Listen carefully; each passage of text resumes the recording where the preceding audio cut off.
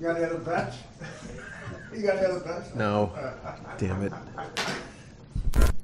Otherwise, you gotta take me to small clams. What are you talking about? I spilled some water on this. Oh, computer. just shut up for a second. Are we on the air? Yeah. Oh my God.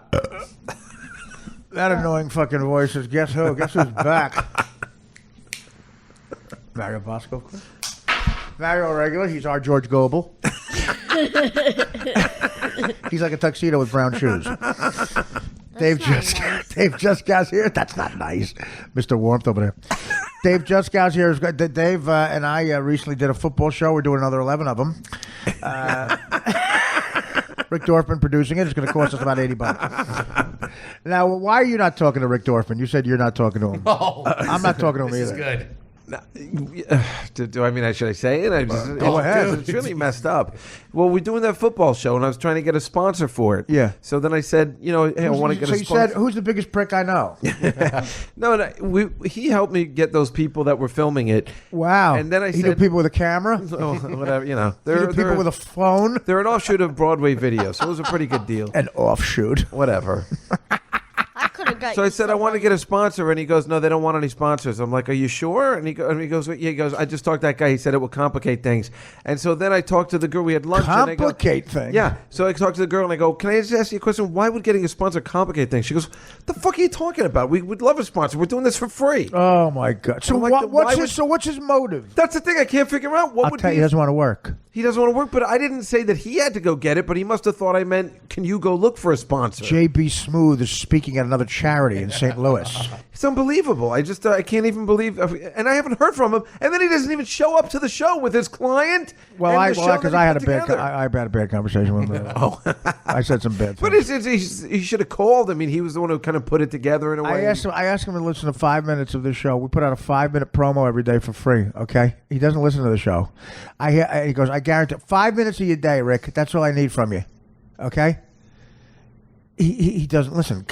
So he has a meeting. Can I come over here and talk to you? Because I want to go over strategy. I'm like, for what? You're not listening?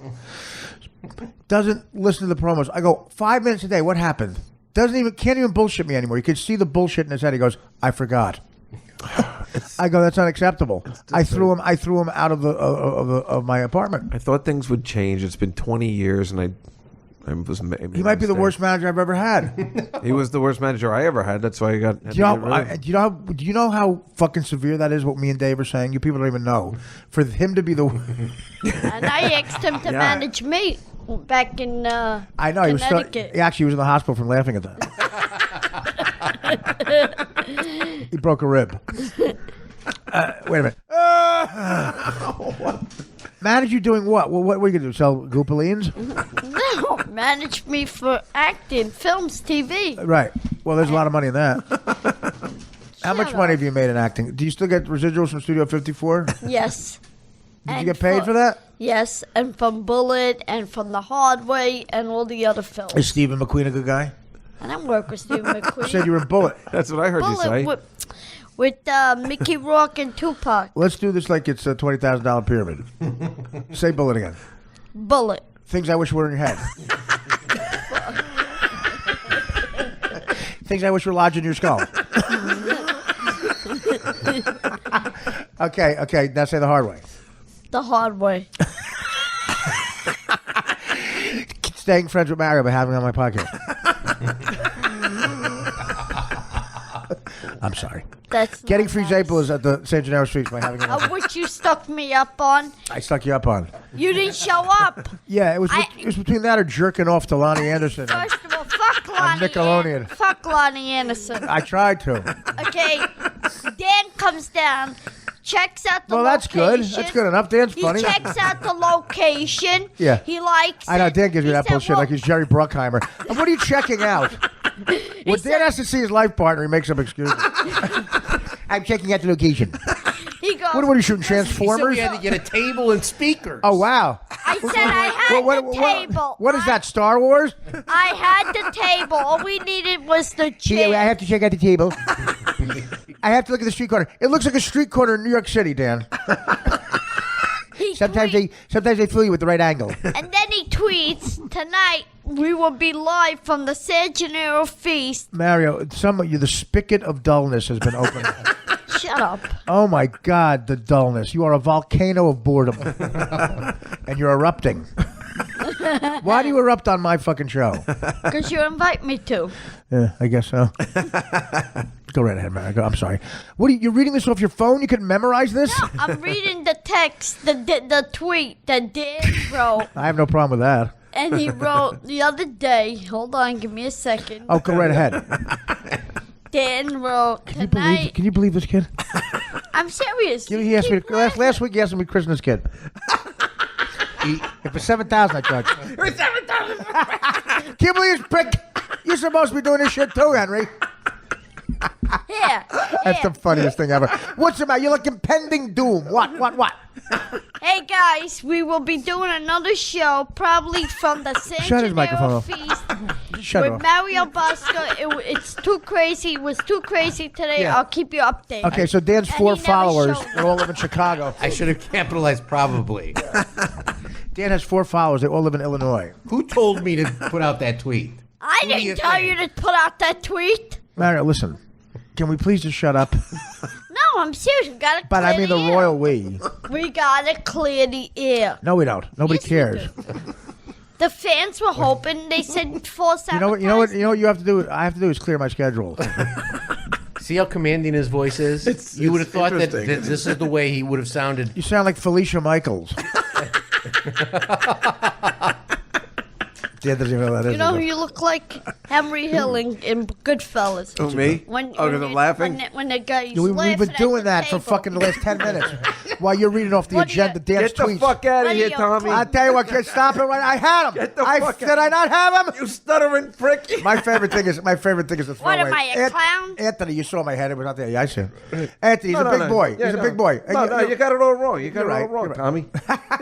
I love that Nicky Eyes. Is Oh, out I love that guy. That guy's amazing. there was Look Nicky at him. Eyes. There was Mike- Pete the Killer. I took Mike- care of that thing for you. Was that Mikey 2 times? Mikey 2 times. I get the paper. Get the papers. Get the papers. I don't think it was Mikey, but it was, Right, it was Mikey. Tommy 2 times. I'm thinking Tommy 2 Tone. No. Was he singing Jenny 8675309? Absolutely not. There was Tommy 2 Tone. 867. I got that number for you. 867. There was Nicky Eyes. There was Tommy Two Tone. He's wearing a parachute pants.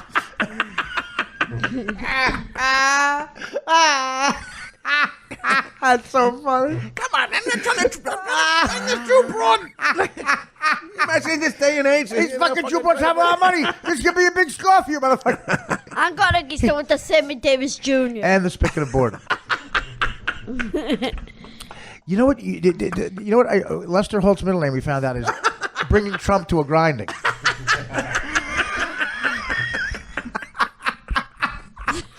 Lester bringing Trump to a grinding halt. My middle name is bring Trump to a grinding. Oh.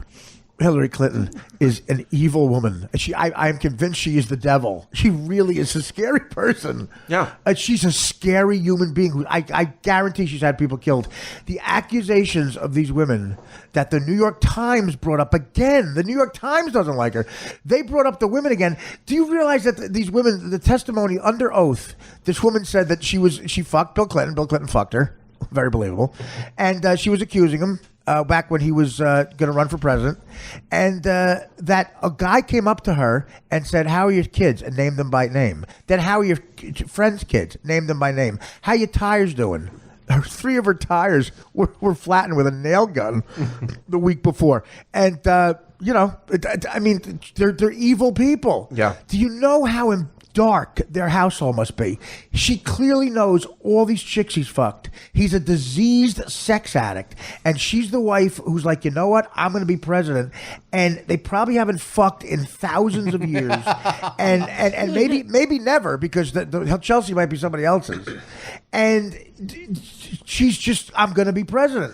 Yeah, and she's just very unlikable, and you see her on stage, and she's just sitting up there with that, like trying to get be liked. You Right. can see she's sitting Oh, there she making doesn't know. expressions. And the funny thing is, she's married to the most charming person in the entire planet. Well, I think I don't fall for that Arkansas charm. But he's like the Rick Dorfman of presidency. That's not Very true. charming. He's very charming. That's not true. He does something. Well, that's a good point. But at this point, the Secret Service have to surround her like when a dolphin is trying to save one of their young in the fucking ocean from draft. And there's a story about people who jump. There's a movie called The Bridge. This guy set up 15 hidden cameras around the Golden Gate Bridge for a year. They were on 24/7. He caught 30 suicides where they jumped Really? off the bridge. One person survived. This 24-year-old kid survived because he landed on his ass in a sitting position. Before he drowned, a bunch of dolphins came and saw he was in stress, and they circled him so quick that they kept him from going under. And the Coast Guard came and saved him. The dolphins fucking swam so hard he didn't drown. He tells the story. The Coast Guard couldn't believe it. Like, they sensed he was in trouble. That's what the Secret Service is doing with Hillary Clinton. They surround her like those dolphins, and they circle till she gets in the van. Isn't that the premise, the end of Star Trek 4? No, you never saw those The are Bridge? whales, I'm sorry. You never saw The Bridge? Was that a fact show? No, is that... It was not, actually. Oh, no, those were whales, Artie. It was a geek joke. Wait, The Bridge is an actual... When did it come It's out? a document. Dan, you've seen it. Yes. It's called The Bridge. It came out. About 10 years ago. Yeah. Oh, really? That sounds awesome. This guy set up, I think it was maybe 20 cameras, and I think it was 24 suicides, except the kid who fell on Do his they ass. show it? They show the... Yeah. people- Yes. They show the people contemplating it, but they do a great thing, Dave. They go back into each person's life and see what led up to Oh, it. wow. Wow, that's fantastic. They interview the families, and then you see the one kid contemplating it, slowly goes over the edge there, and then and then goes, remembers that he owed Mario money for candy. Didn't pay me for the M&Ms. The last thing a lot of them did was talk to Mario. Once again, could this be connected? Mario Bosco told one of them a story about the feast and how he couldn't get in. He couldn't get tickets for something. What do you do with the feast? What you said you sell stuff, but He's a dunk tank. This year I took a stand. He's what they measure the world's biggest sausage with. He's the standard. Is the sausage bigger than Mario Bosco this year? I'm sorry. sorry, man. You're upset. Cliff. So this year I decided to take I'm a sorry. stand in the feast, Take a stand. and Take a stand or physically take a stand? and I ended up losing about 3,000. No, but Wait a minute. You you bet? didn't explain. But what? What'd you bet on? Oh, take a stand. You mean you had a stand in the the festival. Take a stand But what against do you- racism? But what do you? That's what I thought he meant. That's what I thought too. What are you talking Wait, about? but what do you sell at the stand? Bullshit. I have cookies, candy, Like, do you chocolates. make it, or do you have like a deal with? No, I buy my wholesale. Now, do you put the razor blade in yourself, or you have a friend? No, come on. Where do you get the Anthrax from? I get the cookies. You should put an Anthrax album in there. He made a cake with an Anthrax CD. Could you be arrested for that? Let's try. Now, you should put a tape in the cake of you talking for 4 hours. And see if the suicide rate goes up. No, I'm serious. We know you are.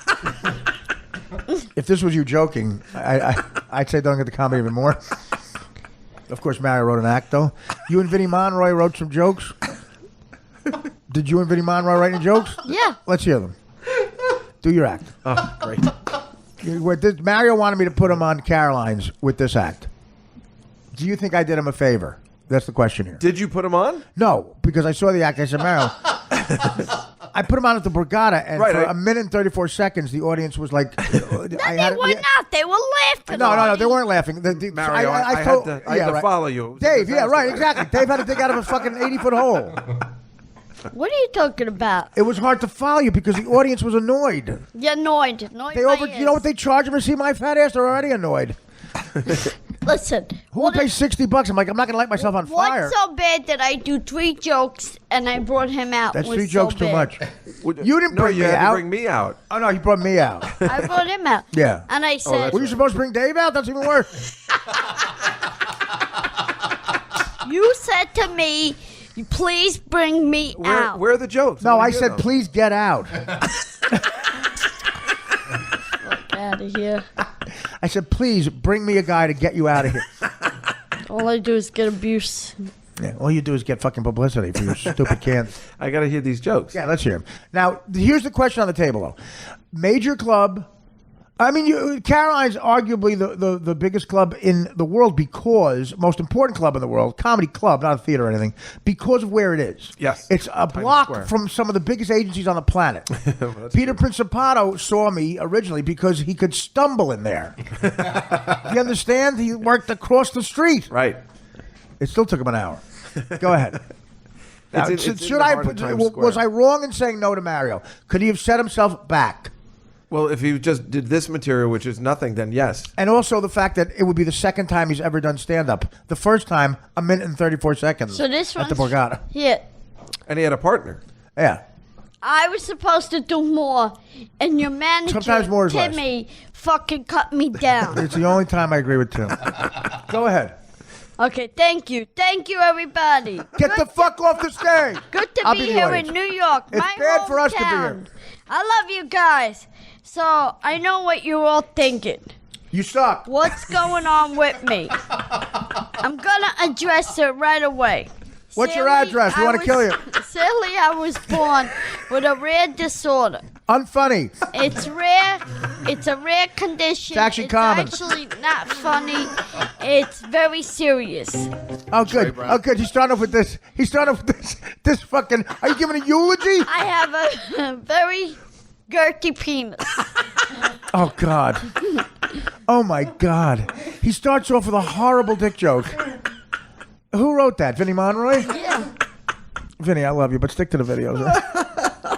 Bring on Jusco. Yeah. Only time you'll hear that chant. Here's the chant. We actually want Just Go.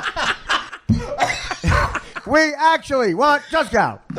We actually want Just Go. I'm sorry, go ahead. I heard no, my family was yelling, let the big shine talk. That was my Italian family. Let the big shine talk. Dun, dun, dun, dun, dun. Let the big shine talk. Wait, you don't want to hear any more material? Go ahead. No. Come on. No, you got to close with your strong stuff. No, I'm done. I'm done. No, please. It's great because Go ahead, Mario. Stop Kitty, it. Mario. You know what you know the abuse me and Dave have taken? You don't even know, Mar. You don't know. We're your friends. I know, bro, but I don't like the abuse. Bro. Yeah, well then you can't be in this fucking business, you really douchebag. can't be a comic then. It's called honesty. That's what you got to go through. You think people told me I look like a young Robert Redford my whole life? A young who? Oh, jeez. You ever hear Robert Redford? Yes. Well, okay, I'm not going to explain the joke. He's good looking, right? Hello? I'm trying to find another good one. Oh, yeah, that's going to take Get forever. off the ones. They'll find Jimmy Hoffa first. Okay. Look, did you find Jimmy Hoffa? No, it's another good Mario Bosco joke. Yeah, here's a good one. Speaking of politics, Donald Trump. Wait a minute, who was talking of politics? Who was talking about politics? You can't say speaking of politics if no one's talking about it. The joke. The joke. Who was talking about it? In other words, you say speaking of politics, no one was Asked speaking. me to read a joke. Right, Dicklick. But the joke is speaking of politics? Say, hey, how about those politics? Why would you say no one is talking about politics? Do you understand what I'm saying? Do you understand what I'm saying? He doesn't get what I'm saying. Just because Vinnie Monroy typed it, you don't have to say it. I'm sorry, go right ahead. This is Joe Matarice's Comic Club. This is Professor Matarice's. It's tough love. Go right ahead. Go ahead. Speaking of politics, It's unbelievable. Donald It's Trump unbelievable. He doesn't know what we're talking could about. be the next president. Yeah, okay. Can you fucking believe that? No. He gets a lot of people really mad. Uh-huh. But so does Hillary.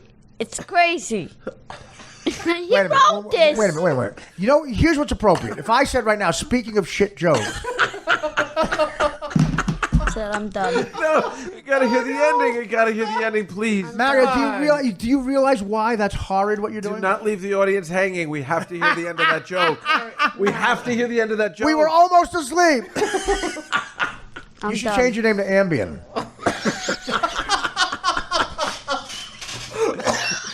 And now, Mario Ambien. Do you get that joke? Speaking of jokes to put you to sleep.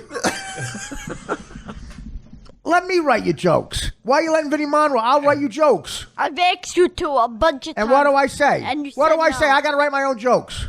Right. You can't write. So why are you a writer? You can't do comedy. So why are you a comedian? You can't expect other people to do shit for you, Mario. I'm giving you tough love you should have got Well, 50 years ago. I want Artie was somebody to write me a few jokes to start me Well, off. Vinny did it. And what happened? You didn't like him. You're poorer than you were before. It cost you money. No one likes them, Mario. That's the point. Well, then why didn't you write me a Because you couple got of to do it jokes? yourself. If you can't be in comedy. Guess what? It's tough love. Go right ahead. Let's hear the other one. Maybe it's good. Well, Did Jimmy let's Madrid hear write the it? end of that one, though. Madrinos. Did you write it? No, go ahead. You Go don't want to ahead. hear the end of the one we just heard? How about? Like, Yeah, we I never do want to heard hear the ending. ending. We never Go heard ahead. the ending. He makes Donald Trump makes a lot of people I'm mad. done. But no, Where you going? I'm done. This was all we had to do to make this happen? Oh, come on, Mario. You're unbelievable, Mario. You're unbelievable. Come on. Who's going to pay for the Uber? Mario. Mario, Danny, go get him. Come on. Physically restrain him if you have to. Mario, come on. Dan, don't touch him. How great would it be if Dan goes to jail for molesting? You know what? Actually, Mario might be connected. We should fucking apologize. that's right. Let's take a break. Let's take a break. I'm going to do a snort of Viking. Damn it! This is the best show I've ever been on. I've never laughed so hard. All right, but seriously, speaking of politics, let's just get- Do you understand why we were telling you that's stupid sounding? And then he goes, yeah. And then he says, speaking of politics. Someone has to be speaking of something for you to interrupt by saying, speaking of something. Do you think people in my front row of my crowd is talking about politics? You should have said, speaking of late shipments of sheetrock. Blew that one. Let's take that again. Hello, I'm Bill Curtis. Here on American Justice. Next on American Justice, Mario Bosco meets Vinnie Monroy. Vinnie Monroy tells him in the con man way that he can write jokes. He's had 5 victims around Funny Bones all over the country. We talked to open micer Charlie Barnett out of Dallas. He tells us that Vinnie Monroy said, I can write you jokes if I could be on your podcast. He wants to come on. He writes some 5 jokes that bomb brutally. He wants to come on. Vinny wants to come on. There's a fucking bulletin. You mean one of my a kid who lives in his mom's basement who follows me on Twitter wants to be on the podcast? Wow. Where's he live? He lives in. He lives in unfunny Arkansas. He lives favorite in town. San Diego. Oh, Oh well, yeah. Tell him to stay there. He wants to fly in. Yeah, that's why he's not funny. It's always fucking 82 degrees and breezy. You gotta have an edge to you. You gotta parallel park and snow with dog shit 5 months out of the year. That's when you get a little sarcasm. Speaking of politics, Vinny knows I love him. See, I'm roasting Vinny now because of you. Vinny's not here to defend himself. All right. So when's your next gig? When you write me jokes. Was I wrong for not letting him do Caroline's, Dave? It would have set him back, right? I mean, I don't know how far back Can you can go. I say something? if he's gonna do, No. sometimes if he just does the thing like he did open for you at the Borgata, like he did a little bit, that's okay. Well, right? I don't know how much further you can go back. You're selling candy. You're going to be selling candy standing in the Atlantic Ocean pretty soon. You're on the fucking boardwalk selling candy. Although I don't know, those jokes, I probably would have laughed if I was there. Yeah, because it's, why? Because it sucks. You're laughing at him. Are you laughing at him or with him? I would be laughing at him. Of course. But that's fine as long as you're laughing, Mario. But I guess if he doesn't like that, then no, it Well, wouldn't be good. can I guess I would think he would say get it. something? Yeah, of course. Clearly you can. Although Vinny tried, I told him Vinny I didn't tried. like. Shut up. No, I'm serious. No, I am too. Shut up. I didn't like the girthy penis joke. What do you want it to be? How about girthy cunt? I've got a girthy twat. Oh, is that what you said? Girthy? Gertie. Oh, see, I thought Gertie. I thought he said gherky as a gherkin, Right. pickle. I thought you said girdle. That's what, and I was like, that's not that bad. I thought you said girdle Gertrude. No, Gertie. Oh, gherkin's funnier. Gertie. I have a gherkin penis. It's sour and sweet. All right. What about the guys you blow at Coney Island? What about that's an interesting YouTube thing. I don't blow anybody. It's been years, I bet. But if you put you blowing a guy on YouTube, holy shit, dude! I just want exclusive rights. Just think about it. Don't be putting that on Opie and Jim. No, what do you do in Coney Island? I sell chocolates. Oh, you do candy, the same thing you do at the. Oh, Yeah. but I don't blow anybody. well, I didn't think so. Well, there's your problem. Anybody can sell a Zagnut. I sell Zagnuts. Yeah, you should start sucking on that. You're a good straight man. You tee him up. And we knock him out of the park. You're what we call the shitty pitcher in comedy. All right, well, we're glad to have Mario back. He took a brief hiatus. Dan had to go get him. Dan, what did you say? How did you charm him? What did I say, Myra? I just said. Next time I scout a location, I'll bring you with me. Well, what'd you say? I said we were only teasing you, and Oh, you bullshitted him. please come back. Well, we were. Yeah. You know, I mean, first of I all, said we loved him, and you know what you spent on Uber and Evian so far? I said that Dave would take him to the Harry Potter thing in London that he just came back from. Here's I try to get, but here's how Dan's agenda is with the stuff he reminds me about. Okay. By the way, the Naomi Watts split, Dan, anything on it? Puts that in front of me like I care. I like her. Naomi Watts looks downtrodden walking her Brussels Griffon in London. That's the story he puts in front of me. I'm Artie Lang. I'll riff on that a little. Liev Schreiber left a 48-year-old blonde. There's a fucking bullet in him. I asked Dan, please remind me of this, remind me of that. Important shit, never does. But guess what? He just has such contempt for other people. If someone becomes close to me, Dan gets upset because, this is his niche. Dave went to London and saw Harry Potter. NFL show. He saw Katy Perry.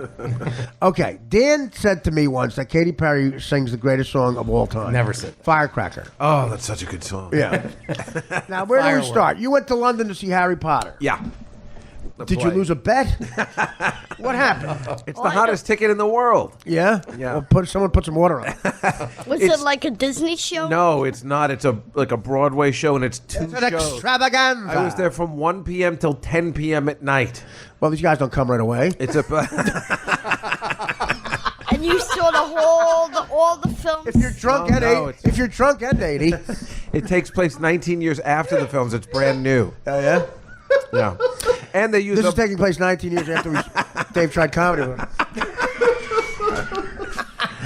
What happened? They have a black Hermione, which was A black guy plays Hermione? no. Well, she looks like a black guy, and that's the problem with it because she's very unattractive. My favorite type of chicks are ones that look like black guys.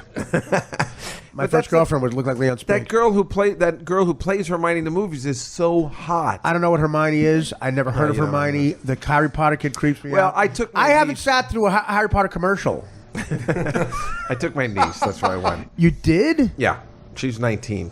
Oh, Which okay. is way too old actually to want to see Harry Potter, but she. Did you bring her to lure other chicks? I bet you enjoyed it more than her. No, No, I fell asleep I fell asleep 4 times. The 4 acts I fell asleep. So it every time. sucked.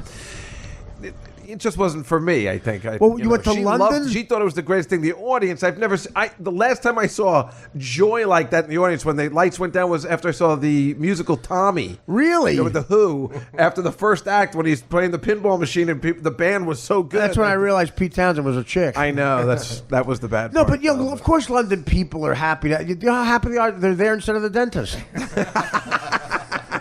So you went to London just to see Harry Potter? That's the only place it's playing, yeah. And it's hard to get tickets. It was for my niece. It was for. Did you fly first class? Actually, no, but I got thanks. Our friend John from United. Oh, but that's hooked me up a little bit. Oh, could you imagine I gave Mario that hookup? The advantage he would no. take. Oh, goodness. Oh. So what else you do in London? But that's. I mean, it was just. How many days is Harry Potter? Wait a minute, it was 9 hours? 9 hours. Yep. You're kidding me. I am not kidding. You could frame a house. Yeah, it was messed up. So what? There was new But information? first we had to see Charlie and the Chocolate Factory the day before. Was and that then a we went musical too? Yeah.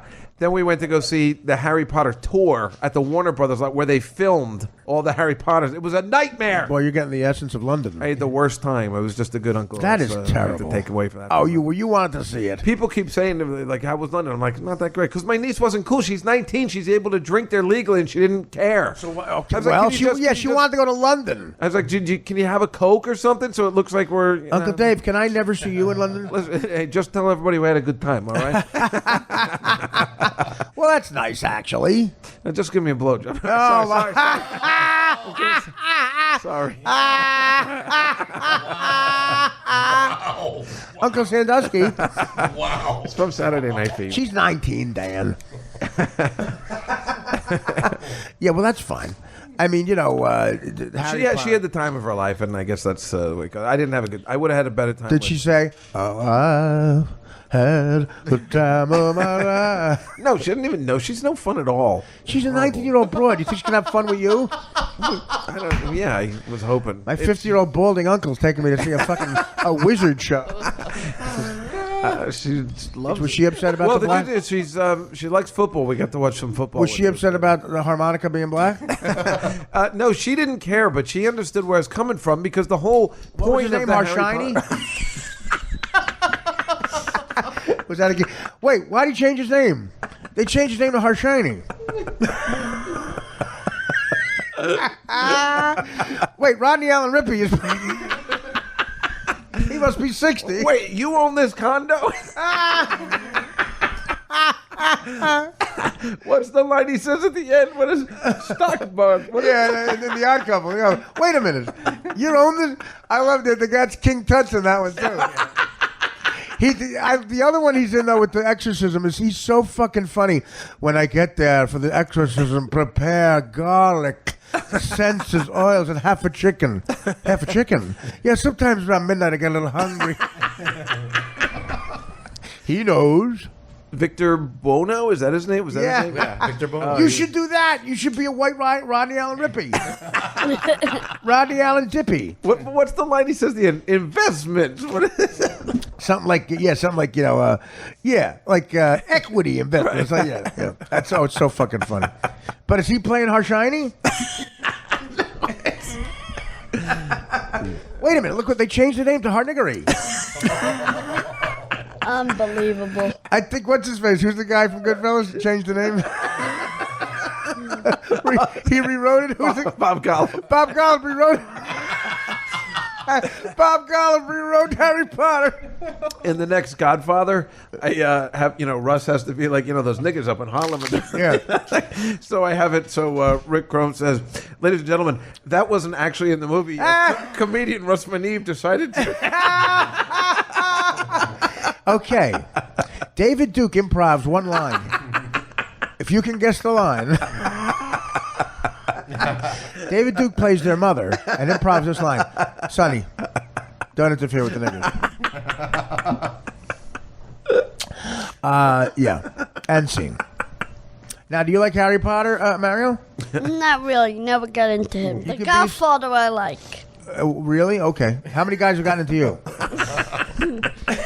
Actually, Francis Ford Coppola just released an anniversary thing. Wow. A book, and it was autographed by him. Holy shit. He's looking for more money. Oh, yeah. Well, there you go. The worst thing that there was talk about making number 4. Francis Ford Coppola. That's your name. Francis Ford Coppola. Yeah. Actually- Well, he probably needs money. I had heard about a fourth one with. I swear to God, there was for a while. Travolta and Stallone were supposed to do it. Oh, my God. There was talk about that about 20 years ago. Oh, my God. That's like hearing the Hiltons having another kid. Well, Travolta's doing Gotti now. Oh yeah, that's right. He's doing Gotti, right? Yeah, he plays a guy, look who's not talking. He never ratted. Look Now who's that's not- a joke. Look who's not talking. Yeah, that's a joke, man. Speaking of the mob, Speaking of the mob, speaking of shit jokes, look who's not talking. no, again, you need to set up. No. Actually, that's funny because in the context of how we're speaking, you need jokes that you could, you can't. You'd have to show a 2-hour documentary on this podcast before you told the joke. What's a joke? Tell an old joke that you like. I guarantee I'll give you an old joke. You'll tell it wrong. You'll tell it wrong. Because Vinny does say it is in your delivery that was the problem. Yeah. But if FedEx had your delivery, they'd be out of business. Can you tell a joke? What? Okay, a priest and a rabbi are walking down the street. They see a 10-year-old boy. Priest says, "You want to fuck him?" The rabbi goes, "Out of what?" Tell that joke. That's a classic old joke. Can you tell it? I guarantee you'll get it wrong every time.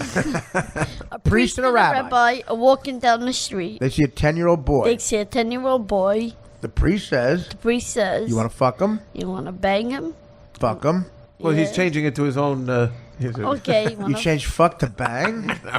We're not doing this with the Sisters of the Nuns. Yeah. Why did you change fuck to bang? I don't know, because it's priest and fucking, the hypocrisy of fucking it's an acting decision. Religion. I go to church. You sell poison fucking M&M's to kids all day. You go to church. I do. Well, no one can see you. All right. Go ahead. Okay, bang him. Like, that's better? So the priest is banging him, not fucking him? How much better is that? St. Peter's ain't letting you in for that, chick. Like, okay, go right ahead. Okay, so... And the rabbi goes, "Out of what?" Out of what? Do you understand how you can't say bang now? Why can't you say bang? Because it ruins the punchline. Do you understand? Yes. It's fucked out of what? Not banged out of what? Fucked out of what? Yeah, that's the punchline. But what is he fucked out of? Money? Cum? What are Jews... What's the stereotype about Jews? That they fuck you out of money. They fuck you out of money. Right, okay, so they get the priest thing is the fuck kids. That's their stereotype. And the Jew thing is fucked out of money. That's the joke. You can't say bang. Oh, I'm sorry. Now I know. Do you not want to tell the joke? Is it too offensive to you? Yeah. Really? So, you know what? I'm never telling you another joke again. You just said no to a joke I gave you.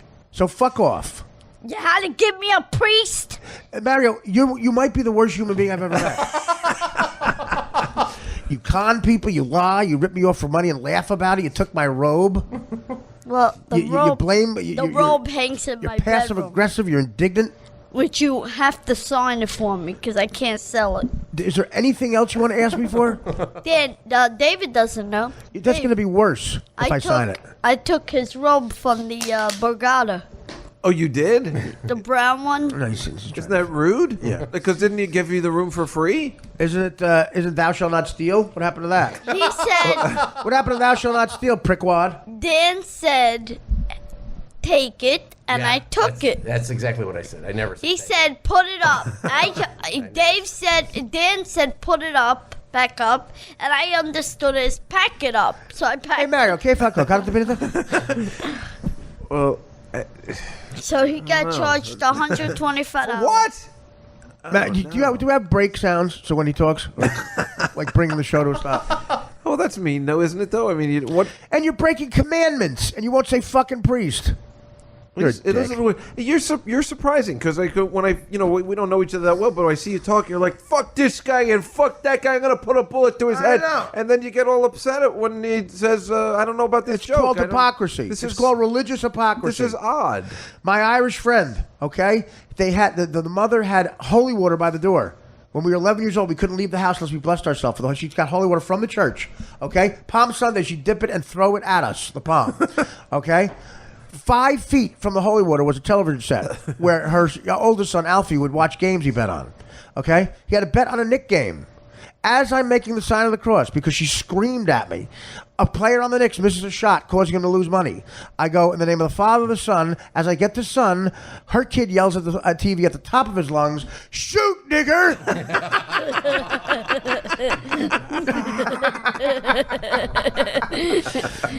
And then we walk out. She didn't say a thing to him. Illegal gambling, racism, and we're making a sign of the cross. Do you think St. Peter's going to fall for that shit? I have holy water. I make the sign of the cross every day. That's the funniest thing you've said. And three Our Fathers and 3 Hail Marys. Oh, wow. What does that get you out of? Well, it gets me a lot. Why?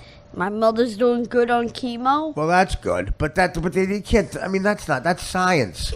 That's science. Chemo's not nothing to do with religion. If you don't make the Hail Mary, there's still going to be chemo. I know, but still, you know what? You have faith, right? Gotta have Well, faith. Dan goes to church for camaraderie. Why do you go to church? Listen to this Community. bullshit. Community. Right. They show the show Community there? I go with Amy Poehler. Yeah. Now, by the way, did you hear Amy has her middle name is Bai for charity.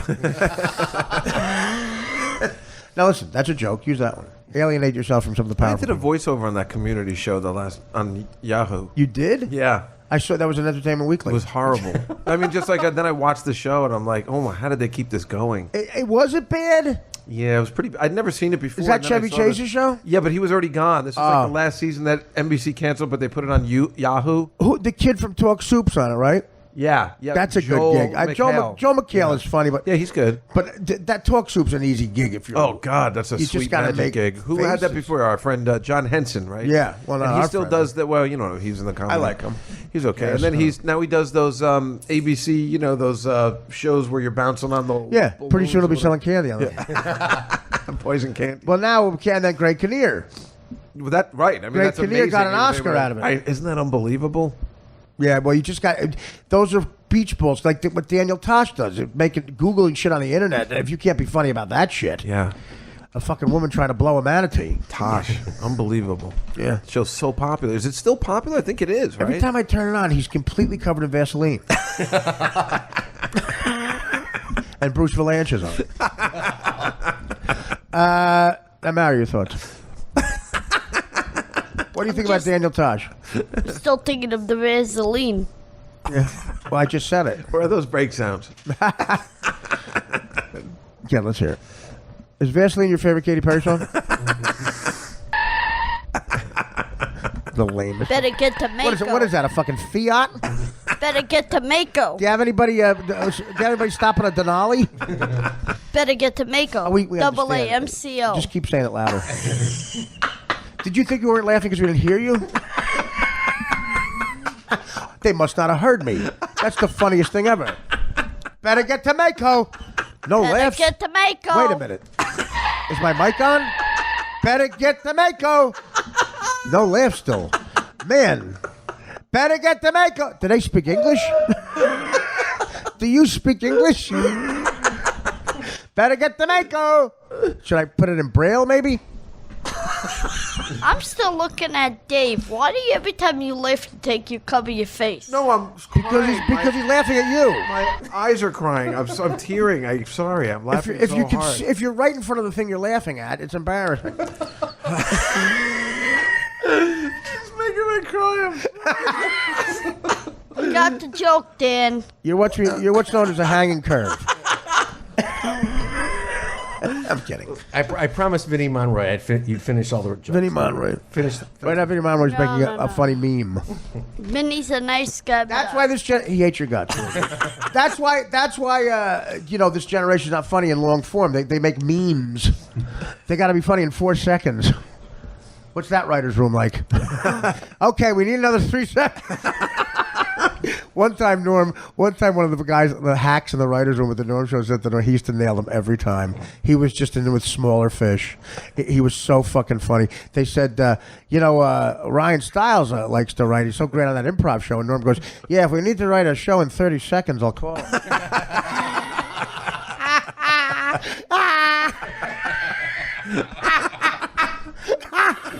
You guys are allowed to go home and work on this.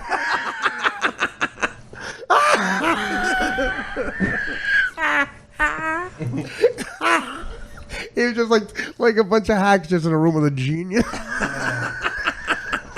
Unbelievable. Everything they said. They were all like writers' assistants on shows. Heard laugh tracks for their shit jokes their whole life.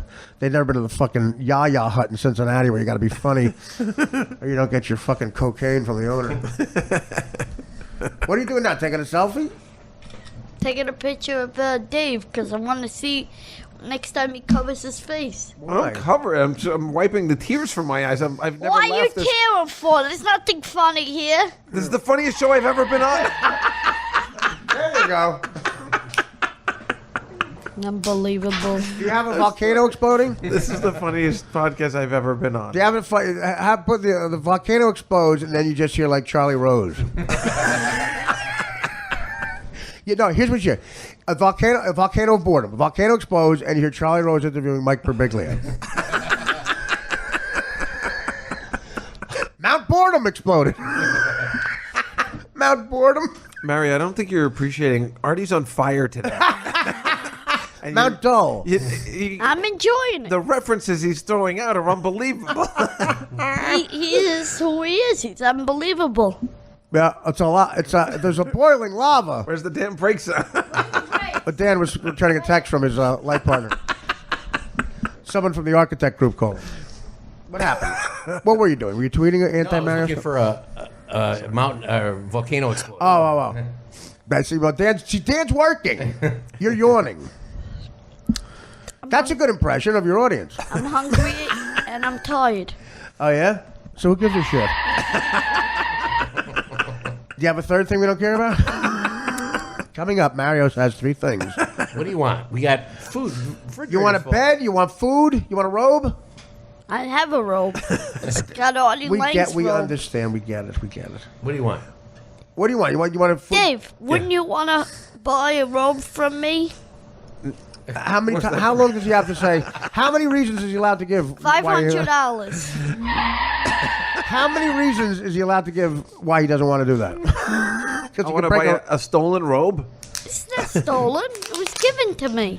Well, apparently it was not. Yeah, you're According to everybody in the room. Your offense. It was given to me by What was given to you was a Dan. free room and a gesture of good faith because, he had a lot of rooms to give that That's night. right. Do you And notice? I didn't get a room. I didn't was get a asked to go room. home. Actually, were you Got really? a room? No, I know it worked out, but Yeah. I'm saying we were all. Is that on, true? Well, we were all on alert because you didn't know you had a whole bunch of people. So Oh, I know. It was it's okay. terrible. We were told ahead of time, so it was okay. By Tim. Well, whatever. Tim right, told it's okay, me but- there was no room for me, and then Dan said it is. So I Yeah, slept. so it I slept worked in out. Artie's No, room. that's not true. That's not There was a room because I specifically said I don't want him in my room. And I ended up in your room. I know what happened.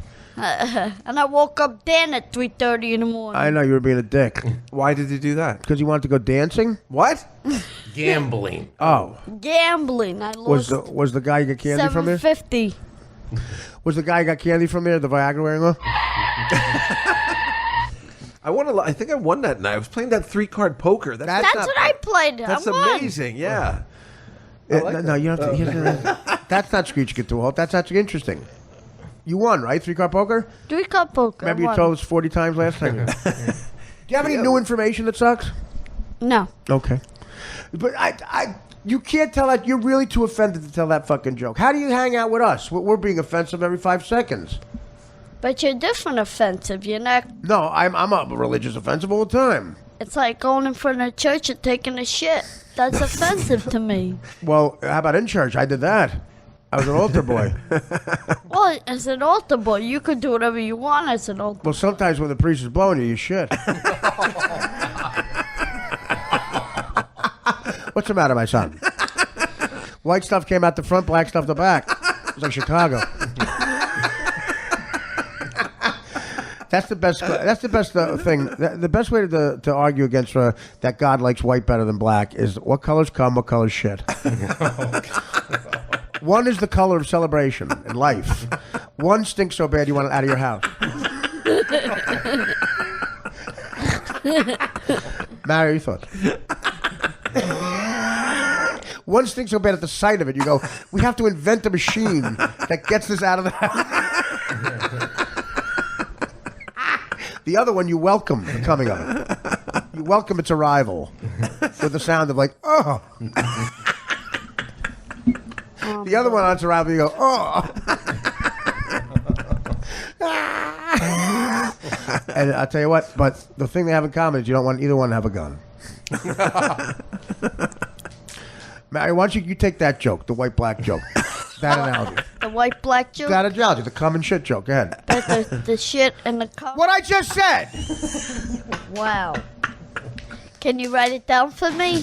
So you want me to think of it and actually physically write it down? You could listen. Get a pen. Listen to the podcast. Listen Get a to it pen, back. you Helen Keller of comedy. Here's a pen. Give me a paper. Call me around 10. Come through. Have sex on rugs. That's Persian. Call me, hit you while you're working. Hold on. Hold on. Wait, Dan has to do something for Mario. He's getting a piece of paper. Oh my God, is Dan underpaid? Actually, he's not. Dan, write it on the back of Dave's information. Here's your chance to have a pizza and a beer with Matt Damon, Ben Affleck, and Tom Brady. What do I have to do? Get AIDS?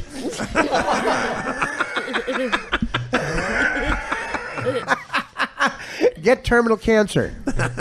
Okay, so start up. Okay. Here we Here's the go. analogy. You're on stage, right? You're on stage at the Apollo. Yeah. Let's just pick a place, the Apollo. All right.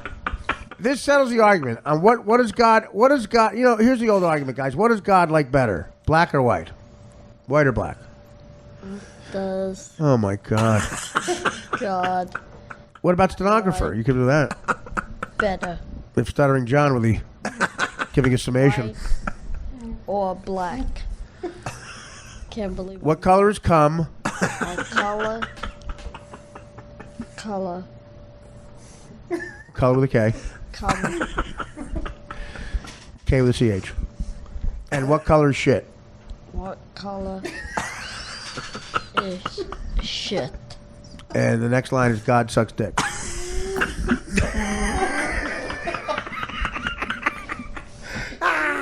Wait, let me pray to Jesus Christ. Jesus, I pray that Mario Your gets poor AIDS. mother. I when pray that she Mario gets the hears AIDS this- virus. And not just the HIV, the full-blown AIDS virus. Tomorrow I'd like him to find a sore. Now here's, God, much like Rock Hudson when you killed him, I want Mario to wake up and notice a zit that won't heal. Like Mario, like Rock Hudson. And then he goes to the doctor, takes some blood work, and he has full-blown AIDS. Thank you. That's a very nice thing to wish upon. And that zit was called gymnasium. And amen. Go ahead. Well, God! You've got a zit. You were getting blown, Dr. Phil. My enormous head. Your girlfriend of 5 years. Vinnie Monroe, I wrote you jokes. Okay, get ready. You ready? Okay. The next line is not God sucks dick, right? Cross that out. All right, what colors shit, what colors come? Okay? One is white. Means life. The bringing of life and joy. is white. And it means the bringing of life, joy. Means the bringing Of life, joy. of Life, life, joy, life, joy, joy, joy. joy. Yeah. You want to celebrate it. You want to celebrate it. Celebrate. Right? Yeah. The other one The other one. stinks so bad you want to get it out of your house as soon as possible. The other one. You wanna One stinks so bad and it's so disgusing. get out Man invented a machine your that gets it out of your house. 'cause One stinks so bad that the Irish's invention, the chamber pot, wasn't good. Wait, let's start over. so Let's start over. okay, I got it. Let's hear it. Now let's go ahead. Well, that's not it, is it? Well, that's technically it. Okay. Go ahead. Where's the rest? That's it. So, Say it. yeah, read it. Wait, I'll bring you on. Yo, it's Hamburger. Give it up, Apollo, for your next act. A lot of people say the Italians are against us, but that's not true. In light of all the shootings in Ferguson, Charlotte, we're bringing up a white man that actually gets our struggle. If I can be serious for 1 second. If I can be serious for motherfucker for 1 second. This next guy's freakish looking, but he's got a girthy dick. According to my other white friend, Vinnie Monroe. Give it up. I ain't gonna try to be funny because this guy's gonna be funny as hell. I gotta mend the race relations right now. Mario Bosco. What's up, Apollo Theater? Yeah. Speaking of politics, What does God like better? White or black? What color cum is shit? Is the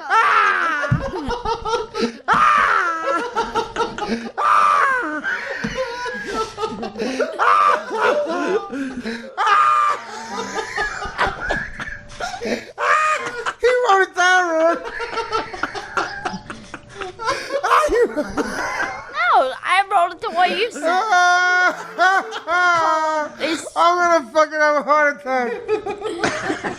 funniest person who's ever lived. What color come? It's like saying what color is George Washington's white horse? Oh, God. Lester Screeching Hall. Oh, that's for the funniest I've ever heard someone tell that joke. Actually, it's not even a joke. I just thought of it today. It's not a joke. It's actually the most offensive thing ever. It's the most offensive thing in the history of the English language. Did you just throw your cigarette in the garbage can? Yeah. Oh, God. I don't know, man. I'm going to have to throw my spleen in there because I'm laughing it out. Me too. I gotta, let's just stop. I gotta piss. You know, we're gonna take a break. If you can stay a little longer, just study it, okay? And I'm gonna start saving up to get you an Uber. Okay. Oh, my God. I've never laughed so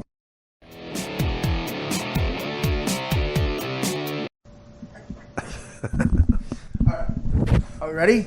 I rehearsed this joke. I One know. second. One fucking second. We talked about this off the air, Mario. I have to describe to my fans what's going on here. Dick of all dick licks. All right. We figured out a way. But first of all, the white cum thing, just I modified it. It might be better. Actually, I thought of a way. Guys, first of all, I realize, I can't believe I have to say this because people are stupid, but I don't want the people in the room's career to be ended. I don't care about mine. I realize that's the most offensive thing a human being can say. The cum and shit thing. That's why I'm saying it. In the context, it's funnier if it's offensive. You get it? He's doing the Apollo. You get? Oh, God, I hope you get it. So, but I thought of a way to make that line funnier. And Dan, you're allowed to laugh. Please don't look sad. Okay. Dan wants Hillary Rodham Clinton. Your liberal attitudes. She's evil. All right. Here's how you make the black. Okay. One is white. Here's how. Okay, wait. How did it start? Here, people say, what does God like better, black or white? Well, here's the argument for white, in my opinion. What color is cum and what color is shit? Cum is white, and it reminds you when you see it of the beginning of a new life. What is shit? What color is that? It's brown or black, and it reminds you of the ending of a life.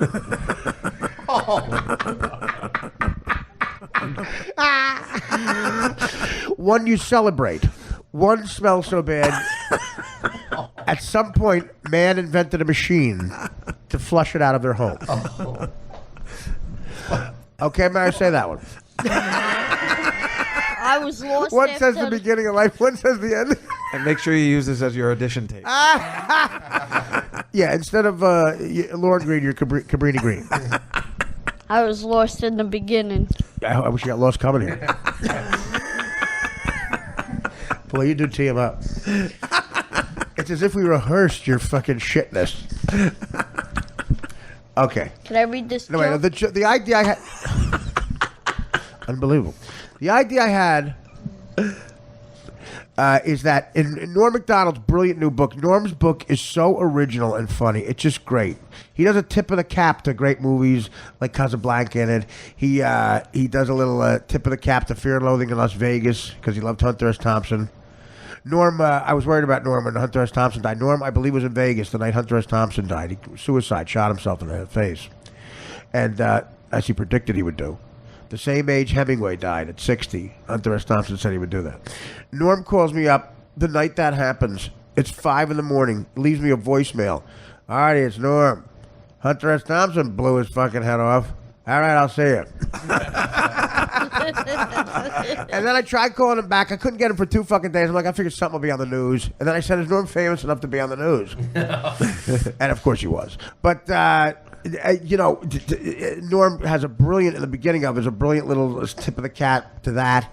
And there's amazing jokes. I'll give you an example, Dave. You'll love it. There's an entire chapter on Dave Attell and Sarah Silverman. Really? Norm claims he's in love with Sarah when they start working, and he hires a hitman through Colin Quinn to kill Dave Attell. That's the joke. I read it to Attell. Attell loves it. It's so fucking funny. And Norm claims he hits on Sarah, and she gets a restraining order against him because he says to Sarah, I want to lay down with you like swine. Sarah gets a restraining order that you have to stand 100 feet away from me. And the end joke of it is, and that was bad for the cameraman because they had to do ridiculously long wide shots. But the whole chapter makes Sarah and Dave look like brilliant comedians, which they are. He says that. He says they were the two kings of the comedy world because they were both brilliant. Describes their styles and the premise of he has a fictional story alongside a nonfiction story. It's so brilliantly done, and that's called First Week at Work because Norm was a writer when they got hired all together as freshmen. Yeah, I remember that whole time. And I mean, everybody had a crush on Sarah Silverman. First of all, she was not only brilliantly funny like she is now, and as beautiful as she is now, but I mean, you're talking right out of NYU, just gorgeous with that squeaky voice and the most brilliant rated R jokes, just brilliant. And then he describes Attell, and how brilliant he was, and he looks like the goof in it. And if you read it, he asked Colin Quinn to get him a hitman, and Colin says, "Just because I'm from New York, I don't know a hitman." And the end joke is the wide shot with the restrainer. So brilliant. It's got stuff like that, and he's very kind to me. When I was doing the sketch show live on tape in New York City, which almost got to take over Saturday Night Live, I left to get Mad TV, and that group I started, and I had a creative by credit, by the way, shot a pilot in SNL studios in between the first and second year of Mad TV when they thought it was going to get canceled. I didn't know that. Yeah. And that's why I think Lord hated me when he met me, and everybody knows the story why he met me. Oh, yeah. I was in Dirty Work, which was produced by his rival, Mad TV, which was the rival show, but like it's not a rival. He didn't even, whatever. And that show almost took over his show, and it was a power struggle between Lorne Michaels and NBC, and guess who won? And guess who was sent the fuck off to everybody? Lorne won that power struggle, and heads rolled. Wow. And live on tape, all my buddies were in live on tape. Oh, I remember live on tape. Sure, you were part of that? Yeah, I started it. I didn't know that. I met you right after I got on Mad TV. How I got on Mad TV? No, I met you before you got on Mad TV. Well, how I got on Mad TV was live on tape. Oh, I remember that too. What the girl was Mary Birdsong? Was that her name? Right? So fucking funny. Yeah, I rember that. She's in stuff now. She got. You guys used to. She just got nominated for an Emmy. Mary. Really? I'm pretty sure. Yeah. For what? An episode of the Clive Owen show, The Nick. She plays an Irish woman from the 1800s, from the turn of the century. It's so amazing. She's the most talented person I've ever known. You started? I didn't know you started that. That's amazing. I remember hearing about it. I didn't know you, because maybe you had already left by the time I had heard of it. I left to get on Mad TV. Right. Okay. They saw me do a theater thing. And did you guys used to perform at the Lewis Black Club, down on 42nd Street? Yes. Yeah. Okay. But after I left, I came back. You met me in between the first and second season of Mad. I came back. Okay. To do stand-up and I booked a movie. I came back to New York that summer. It got picked up. I thought I got off the island, but they were going to be the new SNL. Because remember that SNL was supposed to leave. Yeah, but then didn't it end up going on at 1 a.m. after SNL? No, I'll tell you what happened. Oh. Lorne got so mad at them for trying to do that, obviously. And Jamie Tarsis, the Friends woman. Right. He forced her out. She had to go to ABC. And Live on Tape had they had a little over $100,000 each one of them got for a holding deal. Lorne made sure none of them worked for 2 years. Whoa! I didn't know that's that. what I heard he used his influence. So they were all my friends, and they were brilliant people. And the irony is, I got so lucky. I got on Mad TV and didn't do that, so I got to work in show business. They couldn't work. They weren't allowed to do anything. What are some of the other people? If you didn't mind saying. Jimmy Palumbo. Mary Birdsong, a kid named Alec Holland, a kid named Tom Bolster, who's Joe Bolster, the comics Right, brother. Joe Bolster, right. Tom Bolster's so fucking funny. A kid named Joey Nelms, a woman named Amy Wilson. Yeah, I remember her. Amy was beautiful. Yeah. And that was pretty much it. Yeah, maybe that's how we met, because I thought William McLaughlin was involved with that, and he bought you over to They Catch might or have something. been, because they started hiring people that were writers and stuff, because they got a budget after I left. But I had a creative by credit. I didn't know. That's so fascinating. I had no idea. That was a very popular group. Right? I had a creative by credit if it got on TV. I would have made more of that than the fucking show I was on. But Lord got mad like he would. I mean, remember Farley was on the cover of New York Magazine and said comedy isn't funny. Remember all that? No. Well, the Sandler and that whole crew, the critics hated the show. Oh yeah, right. And a guy from New York Magazine hung out with them for a whole week and did the whole print magazine guy thing. He fucking lured them into that he loved them and printed a hatchet job. Really? A hatchet job.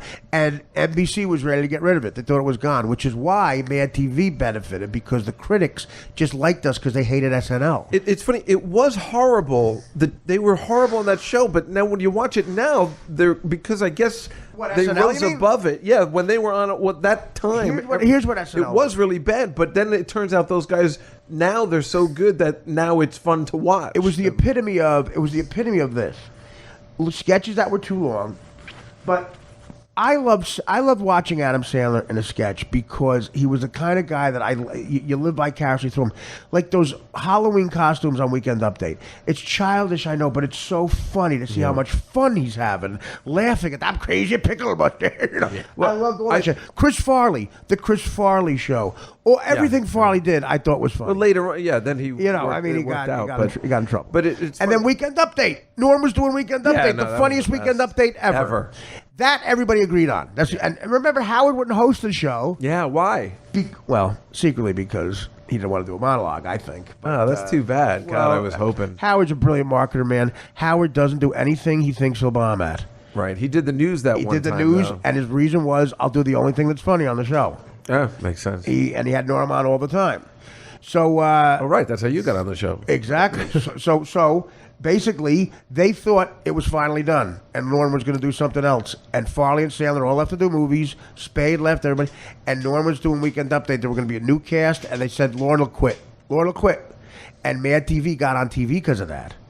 And we got just enough ratings in the first 8 seasons, the first 8 episodes, 8 weeks on, that it stayed on for 14 years. Yeah, it's amazing. And, Jimmy was in that and all that stuff. Yeah, absolutely. But then they did end up like kind of working it out, like. But you know what the problem was? That they were hiring stand-up comedians, and I think that was the problem. Whereas when it first started, they were hiring actors and sketch. Well, what happened people. was Jim Brewer. Who was the new cast? The new cast was Will Ferrell, Brewer, Sherry O'Terry. They all got introduced, and if you remember that first couple of shows, they were horrendous. Yeah, no one knew how funny Will was yet. Right. But Norm Macdonald called me up and said, "Art, this guy's hilarious." Like they wouldn't put sketches on in dress rehearsal. That Will Ferrell.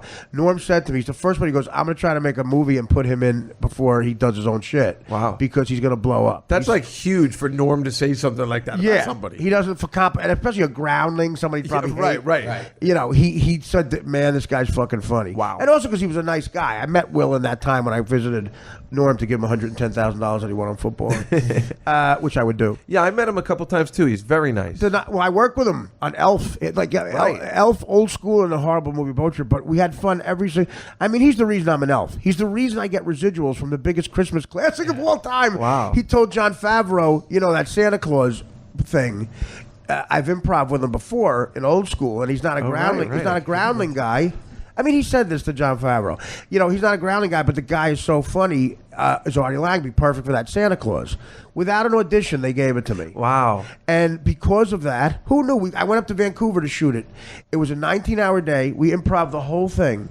And Favreau was great with that type of direction. And Will was being so funny, and the entire thing is it's the biggest Christmas. There's marathons of it. It's like a Christmas bonus in royalties. Have a musical of it every year. I know. I pay for Uber for Mario with that. I mean, every time I see Will, I go, which is like I play golf with him. I see him once. I saw him last time he hosted SNL. I went to the after party, and I thank him every time. And he's like, "Dog, I knew you'd be great at it." You know where I used to see a lot of during that time? I used to be co-owner of one of those restaurants. They would always have the after parties in all the time. The story's already bullshit. All right. I know. Which one? It was the F Stop. Yeah, I've been there. Yeah. Would you co-own that? Yeah. Oh, that's great. I know, it was really cool. It was like really, really awesome. Dave's an interesting guy, man. You really are. One of my favorite people ever, Dave Juskow. Ever since I met him, there was a lull in the relationship, like Annie Hall. But I saw Dave trying to get dragged into Sour on the Penny. Got to be like a shock. Constantly moving. Dave, what we have here is a dying career. Yeah. Me. So so anyway, yeah. So yeah. But then wait, do you remember when we saw each other again for the first time after the driving incident? Oh, this is the sound of the music. It was you, me, and Darren Aronofsky, like outside Nadia's party. Outside Nadia's party, and I found out that Darren Aronofsky wouldn't put me in The Wrestler again. David Herman, people at Mad TV bullshitted me. I got to the last audition to be in The Wrestler. To be which part? Well, Todd's? it was a small part. Woz, the camera, the fucking legendary door guy, got it. It's the part of the promoter, but the whole thing was improv, so it could have been good or bad. In the beginning, there's a promoter yelling at them like a mean guy. You're up next, yeah. you know, that part. So I auditioned. I go to 3 auditions with Aronofsky. I'm about to get the part. My fucking William Marsh called me up, James Baby Doll Dixon. He said, "You got the part. Believe me, you're going to be in the Aronofsky film." I was on Howard at the time, and I said, "That's great." Yeah, he loves comedians. And yeah, he's a comedy guy. So my buddy at Mad TV, this writer, says to me, Art, he called me up because he heard the show. He goes, "You don't know why Darren Aronofsky might be fucking with you?" I said, "No." He goes, "You don't remember what you did to him 1995 at a party?" I go, "No." He goes, "Art, you were so coked up and drunk, and we were trying to get you out of there because you were so loud." He goes, he actually said, "Well, you're actually being very funny." But I said, I introduced him because I knew him as my friend. He just got out of film school. Art, no less than 5,000 times you called him a film school faggot. No less than 5. And at one point you slapped him in the face. I said, you're fucking with me. He goes, "You physically assaulted Darren Aronofsky and called him a film school faggot." Okay. Aronofsky I tell Howard this. Aronofsky gets on the phone to promote The Wrestler. And Aronofsky says, "First of all, Howard, I want to say I'm sorry to Artie. I really didn't want to put you in that." He goes, "I've been a fan a long time. I was at Nadia the Johnny's party, and you were talking to Dave Attell at the bar, and I was so nervous to interrupt you guys because you're two of my favorite comedians." I said, "You got to be kidding me." And then I brought up the story, and he goes, "I have no idea what you're talking about." The kid thought it was somebody else I was talking to. It wasn't Aronofsky. Oh. I called the kid up and he goes, "I'm sorry, that wasn't Aronofsky." It was Steven Spielberg. So I said, so I had to say that out loud. I said, first of all, it makes me look like an asshole because it's believable I was saying film school faggot. I believed it. Well, it's believable. But it was clearly Spielberg, and that's why he wouldn't let you put on that Schindler's Schindler's List. Right. You know why you're not in Bridges of Spies? You know I did The Wrestler. I did the voiceover. Remember I told you I'm in the strip club, right? Yeah. But then me and Aronofsky got into a fight. Did you know Aronofsky from Nadia's party? Yeah. So me, you, and Attell were talking that night. Yeah. You had a cane. Yeah, that's right. That's right. You had the cane, at the park. But you were doing your Willy Wonka thing. Yeah. Well, and then so then we got into a fight because I've told you this story before. I was doing the you and Aronofsky did, or me and you? Because me and Aronofsky, whatever. Because I was doing the voiceover, and he's like, "This time, can you do it a little?" I'm like, "Yeah, don't worry. It's not my first time I've ever done anything like that." Alienate Oscar-winning director. I'm an idiot. I know. I was doing the Ray Liotta thing from that Sinatra thing. You're friends with Dan Natterman. Come on, let's You're alienating. My friend wrote that film, The Wrestler. Oh yeah, Robert. I thought he wrote it. I thought no, he didn't write it. My friend wrote it. I just have a voiceover at the strip club. It's ladies' night. That's you. Yeah. Did you get our royalties for that? He forgot to put my name in the credits. He was so angry. I'm still angry about that. You're kidding me. But I know I can tell it's That's me. film school faggot. I know. I'm still angry. But no, you're right. I thought it was so odd. Even Howard said how intimidated he was by you and Dave Attell. Yeah. Now, he is a film school fag. I said, if he's a fan of comedy, I could see Attell. If you're a fan of stand-up, but me, he's like... He goes, "No, he said, I think you're two of my favorite guys." I said, "Really?" Yeah. Well. No, he seriously likes comedy. That's why he put Todd Barry in it. Todd's in it. And he met him at Nadia's party as well. He was out with us that day. Oh, Todd is such it's amazing. That party was like, the entire cast of The Wrestler. Todd is such a networker. Oh, well, Todd Barry, he's so funny, man. It's just not networking. It's also, pussy hunting. It is. Nonstop. He hit on my sister for 30 years. Well, at that party, he just wouldn't leave until everyone went home. Yeah, he's like, "How you doing?" So there wasn't one stone unturned. Him and George Clooney. How you doing, man? George Clooney was there one night, and I was with my girlfriend Dana, and her and my sister kept looking over my shoulder, and I'm trying to tell a story that was interesting about my day, and I go, "Just go look at him." Right. Yeah, I remember they looked at him like he was Margaret Mead looking at a gorilla. I had the same problem with some girl. Liev Schreiber was there, and was it Naomi Watts? No, she's downtrodden about that.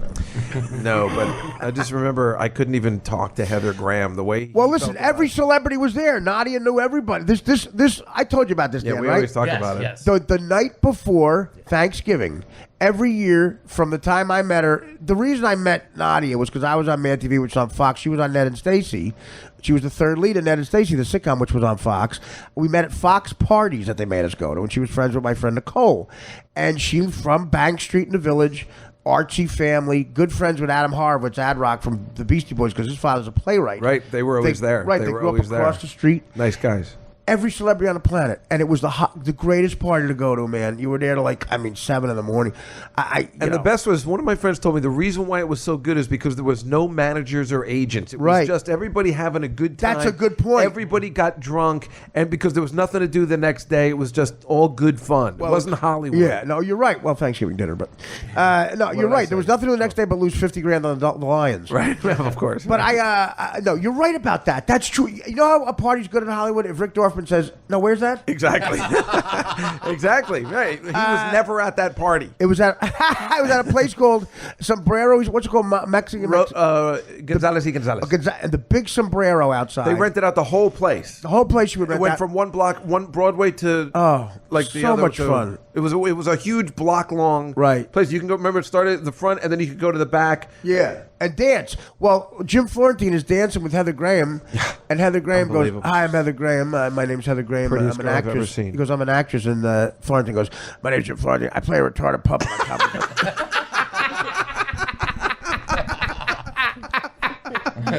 It's the fun. I said, Florentine, you're one of my favorite people, and that's the funniest thing you've ever said. Might have been. I play a retarded puppet on it. She was the most stunning woman I've ever seen in my life. Heather Graham's Up hot in close. Boogie Nights. Heather Graham in Drugstore Cowboy. I don't think I've ever jerked off harder to a chick. You remember Drugstore Cowboy, Heather Graham? Sure. Do you know what I'm talking about, Dave? How could you not know this? I don't. I never saw her. That's Matt Dillon, right? Yes. I usually try not to That movie- stay away from a lot of his films. Well, he's great in it. Because probably the director didn't I tell thought the him. girl was Kelly Lynch that was in that. She's his wife. Heather Graham plays the girlfriend of the guy they're with, his partner, in Ripping Off the Drugstores. I guarantee Matt Dillon, the director, never told him it was a comedy. Alfred Hitchcock said, you know what I'd like to do to a reporter? Alfred Hitchcock goes, I'd love to make all of my movies over as comedies. I'd love to try to do that. And the reporter said, wouldn't you see something like Jimmy Stewart wouldn't be happy with that? And he goes, oh, Jimmy Stewart would never know it was a comedy. And I was like, unless I told him. I don't know. That's so great. He's like a big fat guy who hates good-looking movies, but. So that's I forgot how we got into this. So the book, Norm's book, the club. How do we get into this, Dan? A live on tape. You were talking about Norm and at SNL, and Right. then- Okay. We were talking about that first week, that whole time of Sarah and that Right, that's or how we 90s when we met. It was like Paris in the 20s. For us it was. Pictures from that time because they were Charlton Heston was the host one week, Right. And he was in that crowd too. He started live on tape.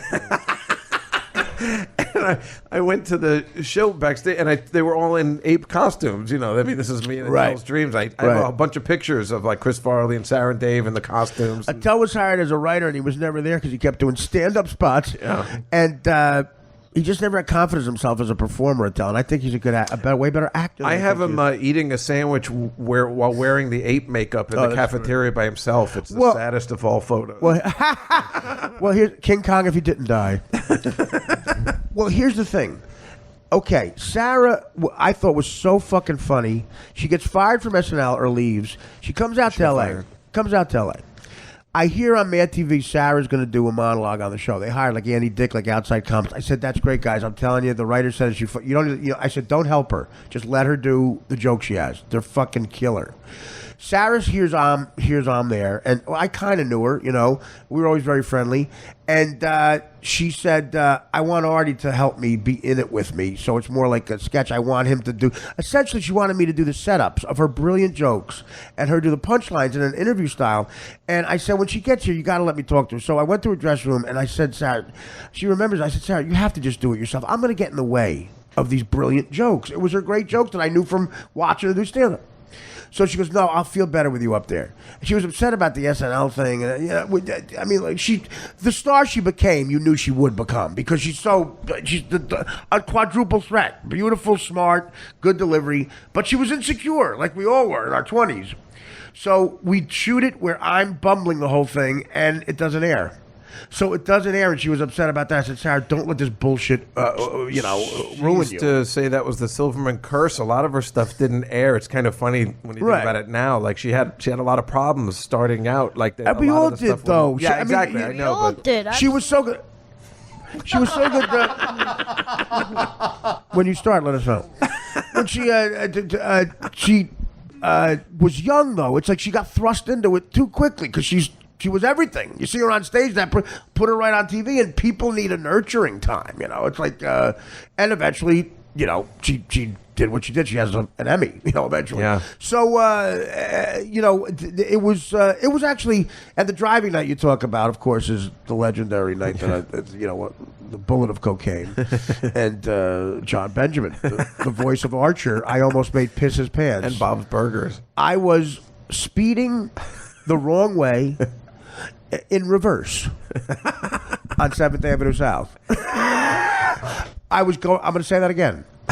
I was speeding, doing like 65 at a 45, going in reverse in the wrong direction on 7th Avenue South with a Marlboro Light, a bottle of Jack between my legs, and a bullet of cocaine. A one-hitter of coke that I had. That John Benjamin, when John Benjamin tells the story, he goes, Artie had a bullet of cocaine.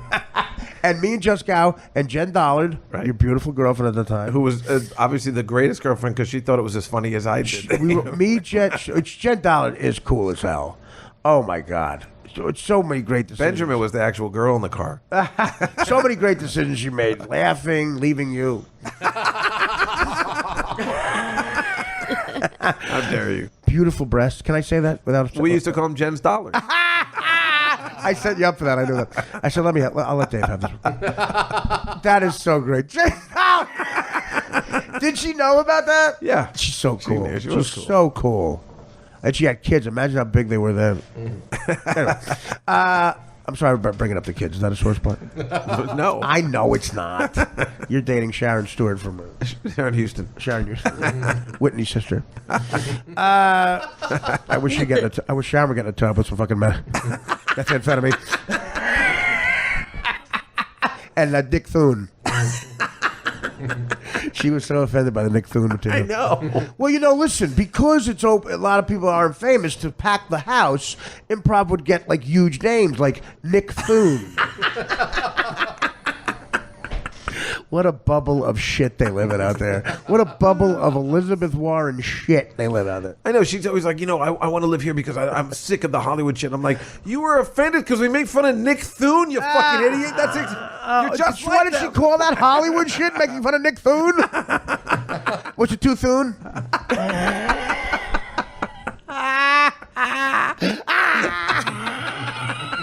Oh, God, this is great.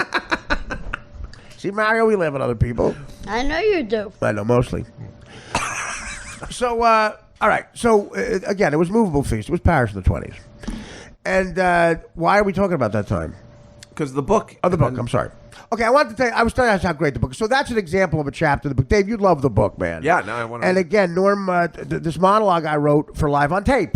I wrote a monologue for Live on Tape where it was just me. I auditioned with that monologue as part of my audition for Mad TV.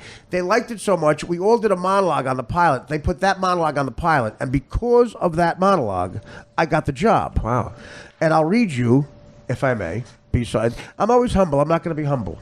I'm in a major book about the comedy world. I'm going to read it. That's cool. Here we go. Norm Macdonald and Artie Lang. This book is currently number 48 on the list. Okay. Shit! Spoiler alert. Okay.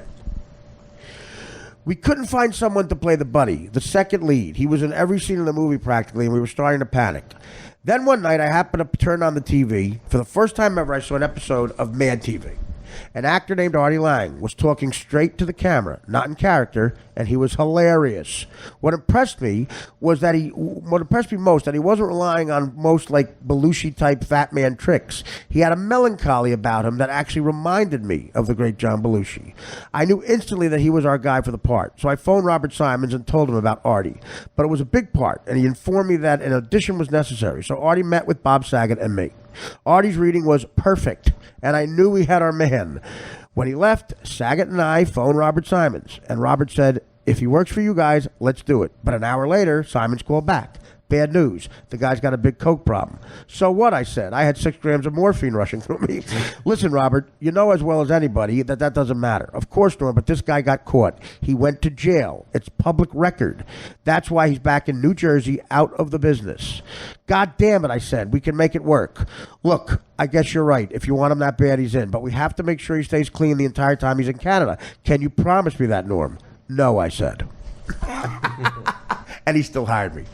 That's talk about. First of all, he's so kind to me there. He's overrating me. He knows comparing me to Belushi would make me feel good, and I love you, buddy, for that. I mean, thank you.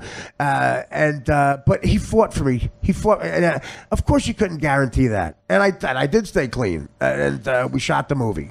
And the movie's become a cult hit. Norm is so happy about that, and he deserves to be. It's Chris Farley's last movie. He's hilarious in it.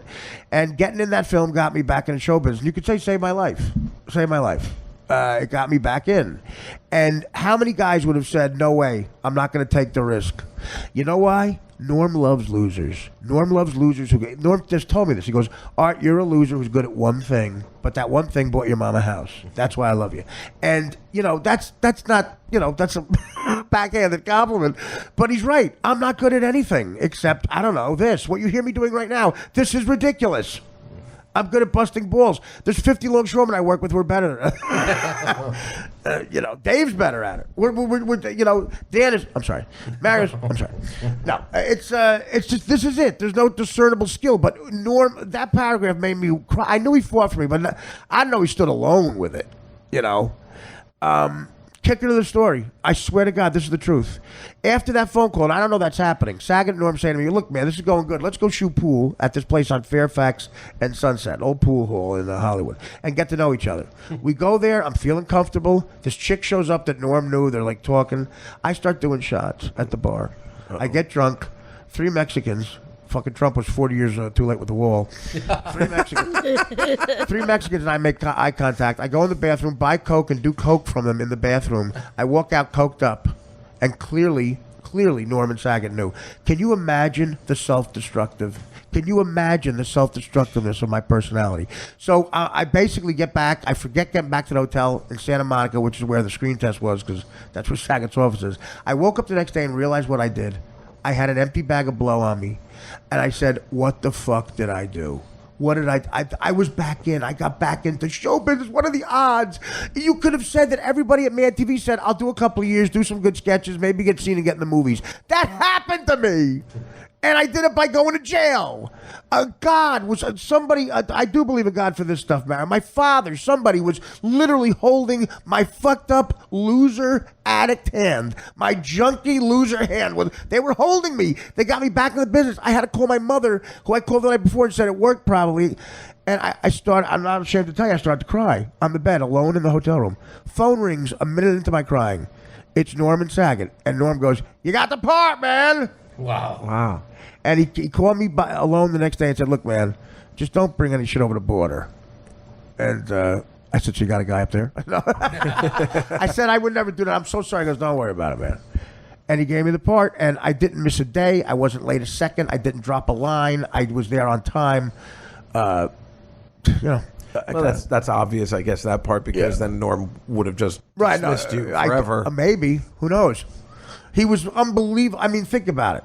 And, Norm likes an underdog, a loser. Yeah. And that led to very lucrative development deals. I was able to, pay my mother and take care of my mom. I was a millionaire a year later. Wow. I owed a bookie $14,000 when that happened. I was a millionaire a year later. I got on the Norm show. And guess what else that got me, that audition? The Stern show, because guess who brought me into Howard? Yep. Norm. So if he doesn't give me that part, And right now, I'm probably homeless or dead or in jail. Of course, there's other factors too, which make it a little fun. You were saying, like, I don't know if I believe in God or whatever, like, or your dad. But I mean, like, Jackie had to leave the show too. The luck of exactly 4 years. I did okay. We did the movie for 2 more years. I made movies and got deals. The movies didn't do well, so now what do? Norm happens to get a sitcom, so I'm like, you know what? They made me audition. I had to do an audition with Norm, which was a joke. They saw we were good together. I do 2 years on the Norm show at $35,000 a week, 22 episodes. Wow. I do stand up in between. I got 5 films under my belt. I got the 16 sketches from Mad TV that get me work because, like Norm saw me. I could cherry pick good stuff. When you're on a sketch show for 2 years, you get a good reel, Even the turbulent years I was on there and out of jail and shit. So you're right. The show gets canceled. If that show got picked up, I'm on the 88th popular sitcom and nothing happens. Right. Jackie leaves, that show gets canceled, and I get in. Why? I get a shot to audition on the air amongst 50 amazing comics trying to get the job. Why? Because I went in with Norm Macdonald. Yeah. And told stories. Well, I'm not sure how bad your competition was at AJ Benza. And, no, everybody was sitting in that no, chair. I'm just kidding. I mean, Kimmel and Carolla both said they wanted the job at the time. Yeah. No, I know everybody. Kimmel and Carolla were in that chair. Yes. Amazing impressionists. Like Gas was just doing impressions, and he was great with. I was worried about that because he liked impressions, but yeah, but he wouldn't be the right. I mean, yeah. I was a huge fan, and I remember the day you came in with Norm, and I remember going, that it was so funny, but I wouldn't have said this is the guy you got to. It just that wasn't even vying for the job. It was just, that got me the audition. That didn't get me the job. Then you became my favorite character on the show. Well, which I never thought would happen. You know why? Because your radio worked. No. I'm kidding. No, you're right. No, listen, I look, going in with Norm, what did I tell? Loser stories. And Norm knew that. Talk about another decision. I told everybody I'm going to be on the show, and Norm goes, you like him, Howard. He got kicked off of Mad TV because of cocaine on the air.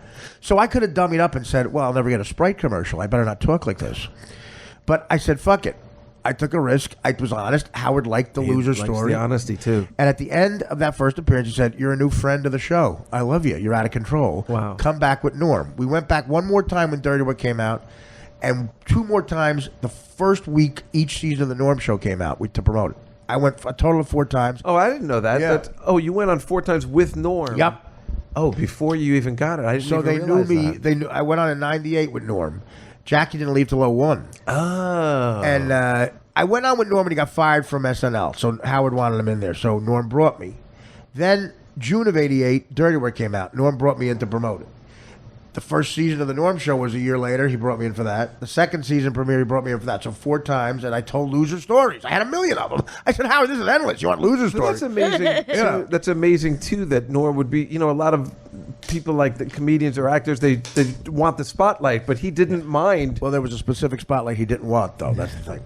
So I can't get into it. There's something you wanted to bring up. I was a decoy. I was a decoy for there some it is stuff. then. That's interesting. Okay. And Norm could throw in zingers with cherry picking. Right. Like I brought up Quincy Jones in the jail story and said, hey, Howard. Norm goes, hey, Howard, I do a great Quincy Jones. He goes, hey, Dab, took it.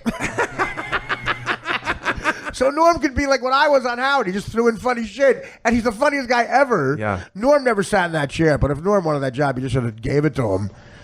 But what I had over everybody else was not funnier. I had a thick skin. I didn't mind if you busted my balls. Like a lot of comics don't like that. So okay. So that was a 4-hour commercial for Norm's book. It's amazing. It's amazing. And that shows you how back me and Just Galgoto, by the way, because everybody says that me and Dave have a great chemistry on the air and they love his laugh and everything. I've said this before. We plugged the NFL show we did the other day, the first of 4. I had such a ball. I'm so glad. I wasn't sure. Well, you're insecure about everything. Yeah. I really hated the Godfather thing. That was a lie. For real? I'm kidding. It's okay. I don't know. Dave, I'm very kidding. I love everything I do. I explain why, because you're just the best guy. You're just the most likable guy. I do hate to bother you, though. I know you hate, Well, that's evident. Kind of stuff. Yeah. No, dude, you're not by anything. With you. I like working with you. Me, that's what I'm saying. It's amazing. You're just a likable, great. You have charisma. You're born with that. And I have fun doing those shows with you. Yeah. It's so funny. It's when we're doing the NFL thing. It's like I think all I ever want to do is actually just be a serious like host of like a sports show or just any like a talk show. Like, I've Well, always according to the wanted, laughs, I thought you were doing it. Exactly. That's well, I was just there to kind of move things along. I feel, like I wasn't being funny. I was just like, so what do you think of this Tom Brady? You know, first of all, that's what's great about him. He does references that he was doing, like Carson. Right, I was doing those prepared jokes. But that's the other thing. Dave has talent he does brilliant impressions, like dead on stuff, and the references and the joke. I mean, it's just Johnny Carson. Well, I wasn't. I was just doing a Johnny Carson That was like Dr. thing. Ben You know what I was doing right now. I think that first of all, tonight Angie Dickinson. That's really good. Tonight James Caan and Fred Travelina and Barry Sobel does his stuff about stereotypes. Tommy, nice shirt. Where's Doc? He has a gig. Where's Doc? And the boys like, hey Ed, are you drunk? Hey Ed, can I separate your head from another enormous head? Hey Ed, I can never have separated your head from another head because it's so big and red. Your big red head. Yes. Yes. Oh, yes, Dr. Ben. Running for president.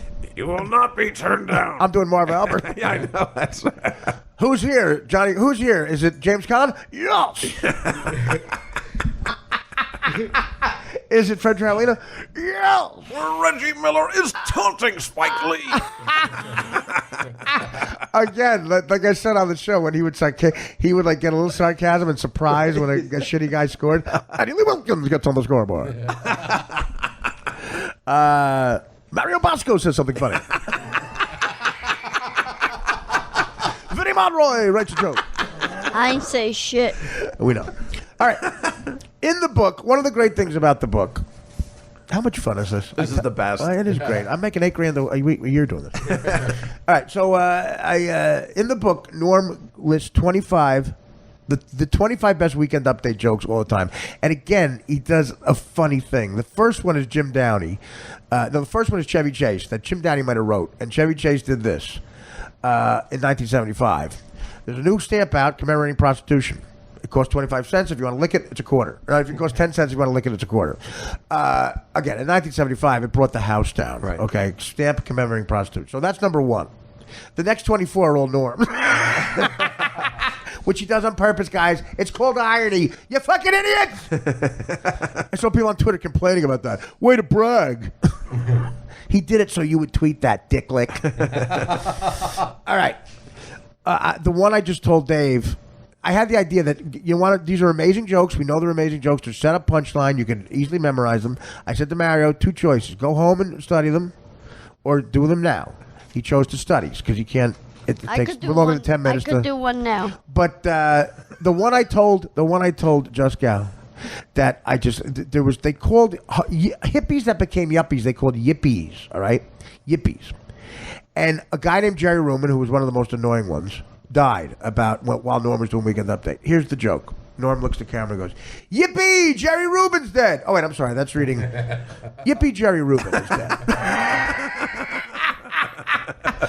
That's got Frank Sebastiano written all over it, and I'll have to throw it. Okay, so there's 23 other ones besides the Chevy one and that one I just said. You've picked one? Yes. Let's hear it. Former First Lady Nancy Reagan reports that her husband has been relaxing at their ranch, riding horses and chopping wood. Sally Eyewitness reports that he was actually riding wood and chopping horses.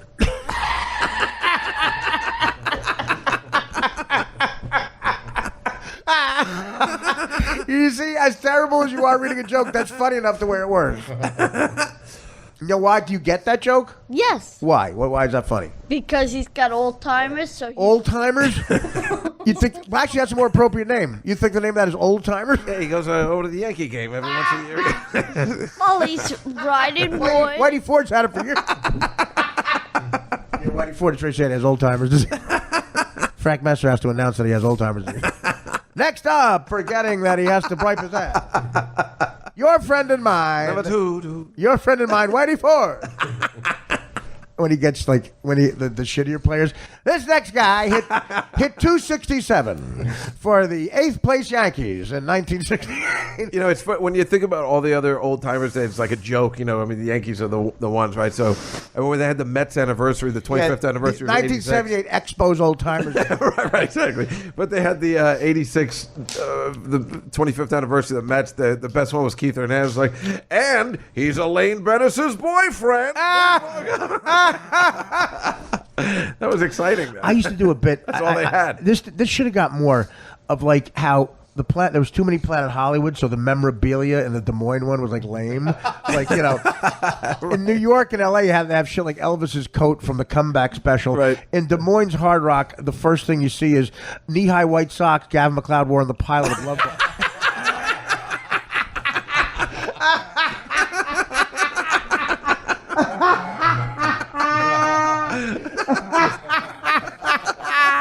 You sound like Henry Hill and Goodfellas. The fact you're not laughing at that, you're just a dick. You're just a dick. You're jealous of yourself, a little cock. Is something not funny about that, Mario? You're jealous of someone No, else it getting is, attention? but I'm not laughing. Because you're a retard. Why aren't you laughing if it's funny? Because you're not involved with it? No, not at all. You're not getting attention? Read another joke.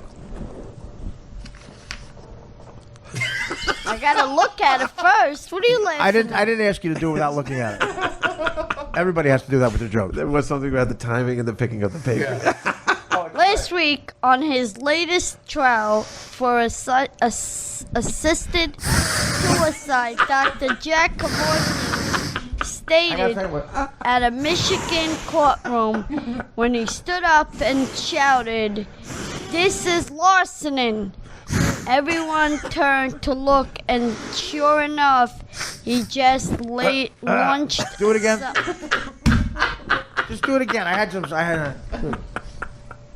Do it again. On Wednesday, the world-class champion Gary Cuspo tied Deep Blue at the IBM supercomputer that can examine 200 million. Do it again. Just do it one more time. Something was wrong with the mic. There's nothing wrong with the mic.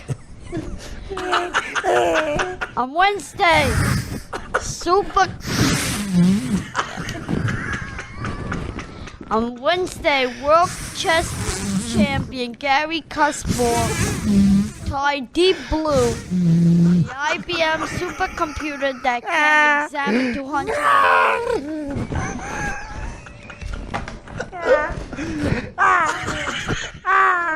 Do it again. Come on, Mark. Do it again. Come on. Do it again. You know, you make it.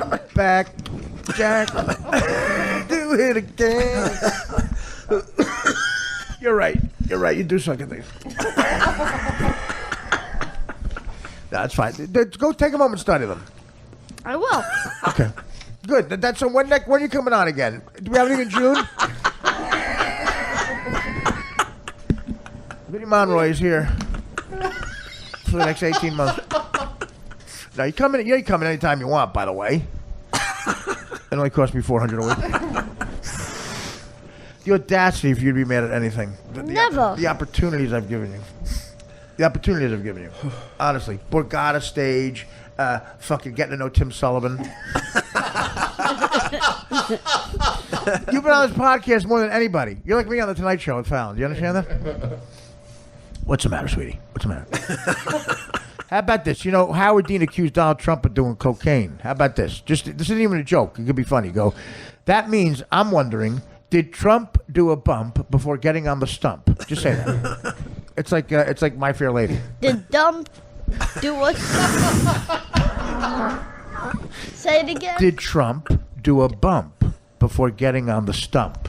Did Trump do a stump before get? Did Trump do a pump before getting on the stump? Do it one more time. Did Trump do a?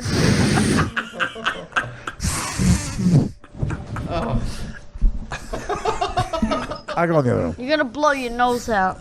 No, there's no sound effect. Michael Winslow laid down some stuff for us. Did Trump do a bump before getting on the stump? There, he got it. I didn't hear it. Did Trump do a bump before getting on the stump? All right, bye. What's the later? Oh, when we get the mount thing for Boschetti, the mount boredom for Boschetti, he's gonna get mad though. Did you see Bochetti's playing the bucket in the new KFC? His head's playing the bucket. Your head's playing the bucket in the new KFC. Artie, can I put that on my sizzle reel? It might be the only thing on it. I'm in the George Hamilton Colonel Sanders. And marry your plugs. Where are you gonna be? Where are you gonna be? Where am I going to be where? I'm trying to pull the water into the bucket. Do you have any plugs? Yes, Sunday, October 2nd, the 3rd Avenue Festival. Any plugs?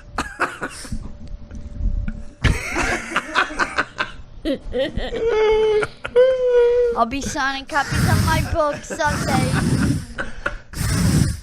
at Casa Calamari, Leo's Casa Calamari, at the 3rd Avenue Festival, which is the Ragmuffin Festival. And then October 18th, The English Muffin Festival? I will be at Barnes and Noble, Right. okay, He said Nobles for 20 in years. Elmira, New York. Okay, 5.5 hours away. Thank you to my poor friend Joe who's gonna drive me. You don't have to say poor friend for friends. Friend of yours, the poor is like, it's given. And I'll be doing. If I had a rich book friend. signing. And then I'm off to Nashville in November. Could you see a realtor when you're there? No realtor. I do want to see Elvis's house. Okay, bye. When you see it, could you move into it? What kind of prison time do you think I'll get for jumping on his bed? I hope a long time. I hope it's one you get in Atlantic City. And Dave? When are we doing the football show? October 18th. Which, by the way, is the day Reggie hit the 3 home runs in 1977 It is? against the Dodgers, and the day my father fell off the roof and became paralyzed in Oh 1985. my God. Crap. And the day I got into a huge accident that hurt my knee, and the football show. Well, it is October 18th. I'm telling you, it was hilarious and so much fun. Lenny Marcus, me and you. Is Rachel in it every week, too? No. But she was great. I was going to get Jeff Ross next time. Just as adorable. Rachel. Jeff Ross, I mean, you can't go wrong. That's amazing. That's great. I would use Rachel every time, but Lenny gets angry when she starts doing those stupid sports things. But I like it. Like she's like, yeah, he's gonna take the 3-point shot. Like she's not talking about football. Why but does she Lenny pretends- get mad? I don't know. He's just like, stop talking. Does he I don't know if think- you heard it. Does but he think they're not funny? yeah, he thinks they're not funny. Does he think they're repetitive and not funny and hacky? Apparently, yes, he does. Does he have the sense What are you of hearing? looking at me at? So Lenny, should we saying Lenny can hear? I know, but No. I think it's adorable. What, so I she's don't know. adorable. I mean, she looked good too. That's she's what I mean. That's what we could say about Lenny yeah, and me and you. right. No, actually, no. I don't know. I was. I liked them too. I mean, I like with you. I know. Was But, Lenny vocal about that to her? Yes, yeah. That's what I'm saying on stage. And what- She was just like, "Stop talking." He hates when she does that. It's Is just he this thing. anti-girl comedy? That's what it sounds like, but I don't think so. He's too nice a person. His wife's got a sense of humor.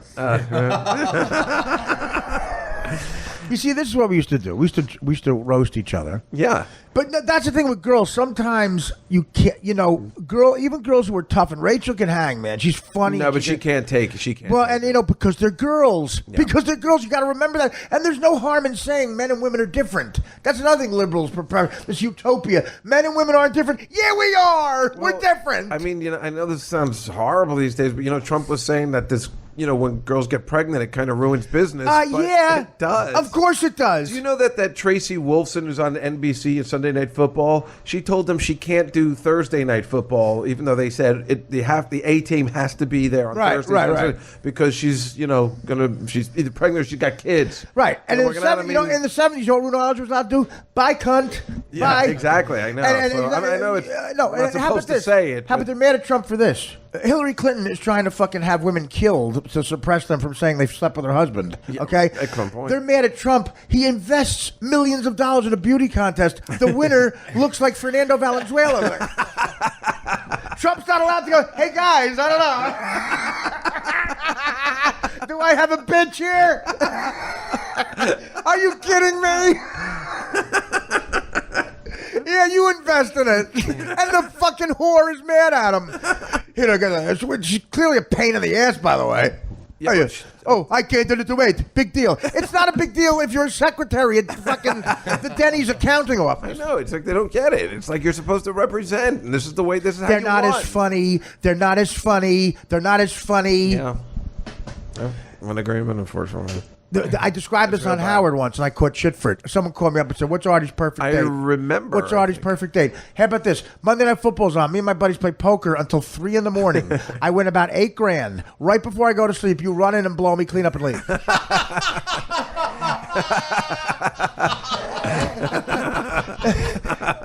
And while I'm pissing, I go, "I love you." Oh, there it is. I mean, I'm not allowed to. And say without it. the cleaning up, it's not perfect.